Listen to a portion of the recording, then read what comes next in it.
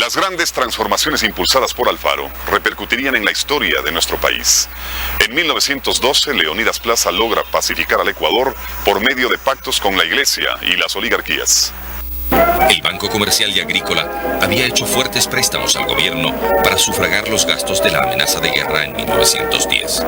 Su condición de acreedor le permitió acumular el poder político en la persona de su gerente, Francisco Urbina Jado. Ante la caída de los precios del cacao durante la Primera Guerra Mundial, el Banco Comercial y Agrícola también ayudó con créditos a los productores. Estos préstamos se hicieron con emisiones que no tenían suficiente respaldo en oro metálico. Las consecuencias pronto se hicieron sentir. El dólar, que en 1914 se cotizaba en 2 sucres y 12 centavos, valía 5 sucres en 1922. Dos plagas, la monilla y la escoba de bruja, comenzaron a afectar dramáticamente a las plantaciones de cacao. La elección de Alfredo Vaquerizo Moreno en 1916 abrió las puertas para encontrar la paz en la provincia de Esmeraldas.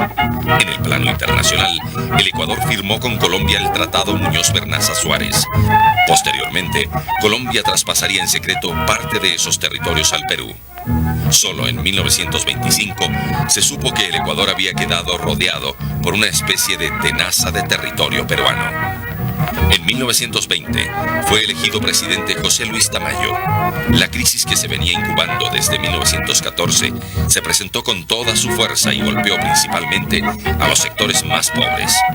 El 15 de noviembre de 1922, algún jefe militar dio la orden de disparar a la multitud desde puntos estratégicos alrededor de la gobernación. Más de 1000 muertos fue el resultado de la sangrienta represión. Al año siguiente, se produjo una matanza de cientos de indígenas en la hacienda Leito en la provincia de Tungurahua. El descontento económico se concentraba en el Banco Comercial y Agrícola, que controlaba por completo el escenario político y comercial. En este clima, asumió la presidencia Gonzalo Córdoba.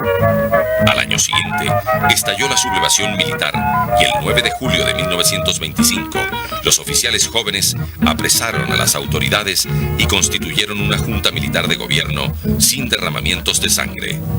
Los militares entregaron el poder a una junta provisional encabezada por el economista Luis Napoleón Dillon.